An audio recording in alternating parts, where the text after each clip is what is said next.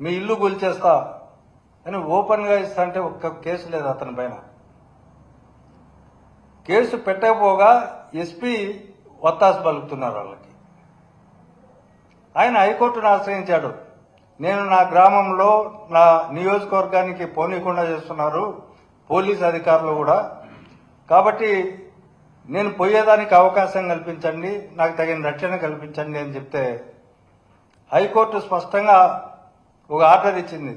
5 వెహికల్స్లో మీరు తాడిపత్రికి వెళ్ళండి, ఆయనకు పోలీస్ ప్రొటెక్షన్ ఇవ్వండి, అక్కడ శాంతి భద్రతలు ఉండేలాగా చూడండి అని ఎస్పీకి ఇస్తే, డైరెక్షన్ ఇస్తే, ఎస్పీ ఎన్ని రిప్రజెంటేషన్లు ఇచ్చినా ఇవాళ రేపు లేకపోతే నెక్స్ట్ వీక్ తర్వాత నెక్స్ట్ వీక్ అని దాదాపు 1 నెల నుంచి కాలయాపన చేస్తున్నాడు.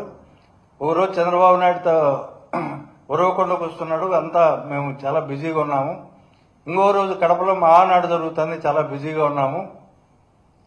తర్వాత మేము చెప్పిన డేట్లో మీరు వెళ్దురు అని చెప్పి ఎస్పీ కాలయాపన చేస్తున్నాడు. ప్రజాస్వామ్యంలో